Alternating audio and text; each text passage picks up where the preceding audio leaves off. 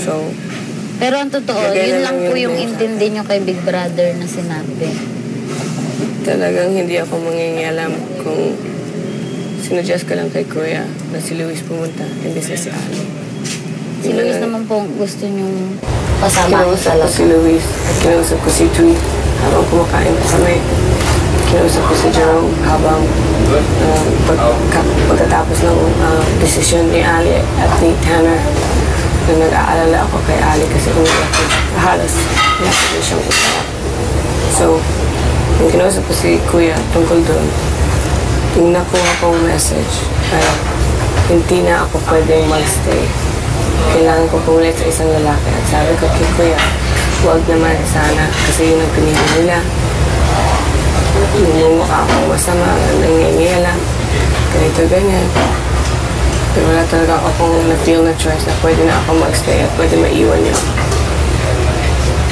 Ayun lang po yung naintindihan yung sinabi ni Big Brother, kaya kayo and then sabi niya, kausapan niya si Jerome kasi nakita lang niya, tuwa siya kamay niya. Sabi niya, Kuya, ayoko talaga. Masama. Ayoko na nga nag-decide na sila. Hindi ako dapat kasama dyan sa desisyon. Sabi ko lang, maawa na lang kay Ali kasi mukhang hindi pang babae ang trabaho.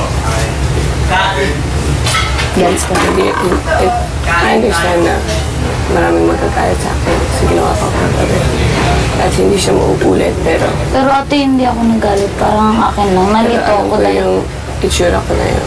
Itong imbis na itsura ko dati. Wala naman akong magagawa kasi tapos na. At sinabi ko din kay Kuya, Kuya, maraming magagalit sa akin dito. Kung na-feel ko talaga na may choice akong iwasan, iiwasan ko. Wala talaga akong nakitang choice na pumunta yung dalawang lalaki at ako ay may iwan. yan. Pero, Sabi ko po kay Big Bro, sabi ko po kahapon. magbabago ang relasyon namin ni Omet, yung mga Luis din.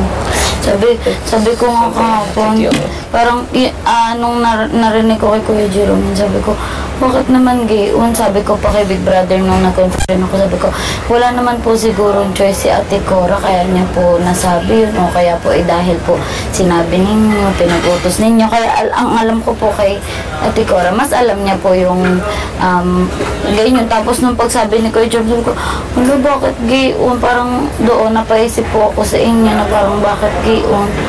Yun pala naman, wala po talaga kayong choice. Pero, hindi ko mababago yung isip ng tao sa akin. Sa mga... Pero ate ngayon, hindi sa akin. That's okay. Pero, intindi ko naman kung si Jerome sila yung mga nagkakampi. I understand. Magagalit sila sa akin. Siguro ate, pag nakausap mo si Kuya Jerome at si Kuya Luis, magiging mas okay. Yeah, pero kinausap ko si Luis kahapon tungkol sa mga ibang bagay. And kinausap ko si Jerome kahapon para ma-explain sa kanya kung ano nangyari habang fresh pa siya. Ate, mas okay kung kausapin mo din ngayon dahil kagabi lang namin nalaman ng pagkaalis nyo na yun nga, ang intindi ni Kuya Jerome ay kayo po ang nangyayang at nagsuggest. Yun din ang sinabi ko pagdating sa kanya.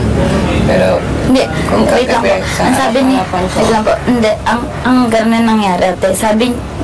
Ang intindi ni Kuya Jerome ay yung explanation mo sa amin sa activity area ay si Kuya ang may sabi. Tapos sinabi ni Kuya na wala naman siyang ginawa, parang pinaubayan nila sa atin yung desisyon. Pero, kaya parang linawin niyo po kay Kuya Jerome yun. Pero kahit kung sinabi ko kay Kuya Jerome na intindi ko ng mali yung salita ni Kuya. At pinilit ko pa rin lahat ng pagkausap ko kay Kuya, lahat pagkatapos ng ginusto ko at pinili ko para lang maiwasan si Luis or kahit anong dahilan. Hindi pa naman papago yung isip niya sa akin. Mali na yung ginawa ko sa kanya. Mali na ang nangyari. At least ate, ma-explain niyo po. Pero parehas lang ang masasabi ko. Kasi sinabi ko sa kanya kagabi. Hindi sapat yung sinabi ko kagabi. At nagtataka pa siya, pinag-uusapan ng buong bahay. Kung inulit ko lang, ano mangyayari? Ano maiisip na sa akin? Trying hard pa rin. Tsaka, Offensive. So, wala nang mababago sa akin. Nagsasayahan ko pa oras nila. Tatanggapin ko na lang. Kung daan na lang nila sa boto, naiintindi ko pa rin. Nangyari eh. Nagsalita na ako. Binaka ko na yung bibig ko kagabi parang kay Kuya. Yun ang unang mali ko. Hindi ko naman mababawi yun. Now, habang stress pa ang lahat. Tinanggap ko na rin, ginawa ko yung pinagawa sa akin kagabi. Kung ano man yan, bawal usapan na pwede, hindi pa pa sure, pero nag-sorry na ako sa lahat kagabi. At kung hindi nila naintindi, at kung hindi ko naintindi yung salita ni Kuya, hindi naman, siguro yung sinabi ni Kuya, hindi naman kailangan si Ome ang maiwan. Kasi, pinasabi din sa akin ng team, sabihin si Will ay maiwan. Pero yung naintindi ko, kailangan ko pumalit sa isang lalaki. Kasi nakita na ako nagsalita. Ang nangyari, ang parang naging... Yung grupo ang nag-decide kung alin lalaki ay papalitan ko. Pero feeling ko talaga wala akong choice na dalawang lalaki ay pumunta kasama niya at the time. So, pwede naman kung kahit sino sa lalaki doon at hindi ako yung nagpili doon. Sa Alex Tanner, pinagsabihan ako. Pero yung labas ko ng confessional, sabi ni Kuya, kausapin ko si Ome. Yung pag kinausap ko si Alex Tanner, sabi niya, okay, i-keep nila si Ome kasi nagawa na niya. Tapos kinausap ko si Will. Pagkatapos na, parang nagbago isip nila, magkikip na lang sila kay Will. Dahil sa energy. Kinausap ko ulit si Ome. Doon talaga siya na nag-record. Nasa confession parang room. sabi niya, ano ba? Bakit? Ano mag-decision ka Nasa na? confession room ko rin. Sorry ulit. Nagawa ko lang yung kailangan kong gawin. So, kahit anong isip nila sa akin, that's fine. Wala akong magagawa. At hindi ko sila pipilitin na gustuhin ako. Kasi, si Luis medyo a few days na hindi niya ako bet bilang tao. Hindi niya gusto na pinag-utusan ko siya or pinagsasabi. Like yung mga ganito, ilang araw na dapat tapos hindi magagawa. Gagawin ka na lang. Tinanong din sa akin ni Kuya yung tungkol sa inyo ni Kuya. Sabi ko, lahat naman, ang sabi ko nga kay Big Brother, lahat naman hindi lang naman si Kuya Luis ang sinabi niya. Bakit siya lang ang naon? Hindi ka Kasi may mga tao na ayaw nila pinag-uutosan siya si lumaki siyang kuya, di ba? Lahat sila kuya, ako ate. Ako bunso kaya sanay po. Oo, sanay kaya kami, hindi sanay na pinag-uutosan. Kaya siguro kayo. Ayaw ko na nakikita ko na nagsasayang ang oras ng ibang tao. So kung may alam ako na mas mabilis or mas easier na paraan na gawin lang, sasabihin ko. Matagal na silang na-offend sa akin. So, I'm expecting sa vote na ilo-vote ako. I'm expecting it. Hindi na ako offend, hindi na ako surprise. Laban na lang ako kung tumaan ako sa challenge ng pangalan nun, redemption challenge or ligtas. Ayun, gagawin ko na lang. At kung hindi ko kayang ligtasin ang sarili ko. Hindi naman po kaya ganun natin. Pero, yun ang pinaka, di ba? Yun ang pinaka mangyayari dito sa mga maliliit na bagay na ganito din. So, kahit saan man mapunta, expect ka na. Pwede naman, yun ang game. Hindi naman pwedeng lahat pumunta sa loob ng isang bahay at gumawa ng mga mahirap na tasks at challenges na ganito at magkagustuhan at magkaintindihan lagi. Ganyan talaga ang buhay. Dapat ka nang masanay. Ay, ate ko. Ganyan yan.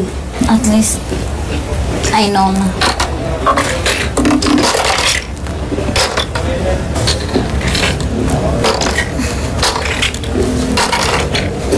Pero, sana kung may problema sila, kausapin na rin ako, diba? Para sa akin, that says a lot. Kung ako, may ayaw ko somewhere. Hindi ko yayakapin at pepekehan sa harap ng mga kanila. This morning, nakita ko na yun. Ikaw lang ang nagsabi sa akin. May issue. Ramdam ko naman. Pero sana, Kausapin. tinapos na nila. May kasi, diba? Kinusap yung buong bahay. Pero nung kinausap ko sila, sabi, okay lang, wala lang. Medyo nakaka-offend din yun. Diba? So, wala lang. Hindi ako galit sa kanila, intindi ko, pero hindi na ako maglalapit sa kanila at susuli ulit. Kasi pareho may konting kasalanan sa pagkahandle nila ng issue. At yung sa akin, mas kita lang, mas halata lang sa buong bahay. Sa kanila, halata lang sa akin. It's okay?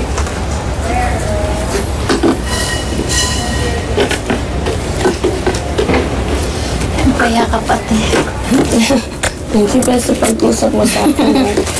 Kaya lang. Binanas ako.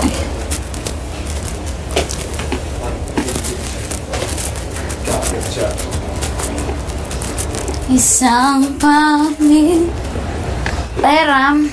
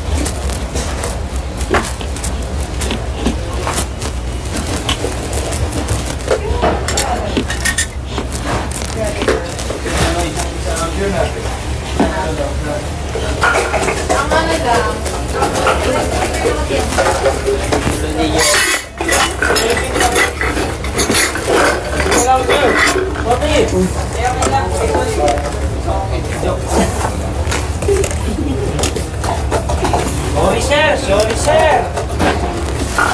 Ito na, sir.